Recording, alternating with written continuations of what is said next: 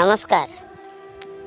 আজ 12/4/2024 আমার 1 বছর ট্রান্সমিটার ডেভেলপমেন্ট ফাউন্ডেশনে কাজ করার পূর্ণ।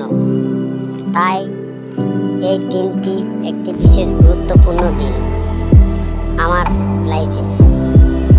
ট্রান্সমিটার ফাউন্ডেশনে সকল সদস্যদের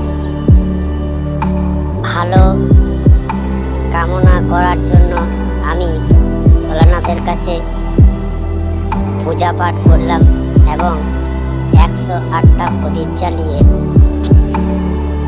ভগবানকে সন্তুষ্ট করলাম, যেন আমরা সকল সদস্যরাই একসাথে এই ট্রান্সমিটার ফাউন্ডেশনে কাজ করে সাফল্যের শীর্ষে পৌঁছাতে পারি। আশা করছি এই ভিডিওটা দেখে আপনাদের অনেকটা খুশি হবে এবং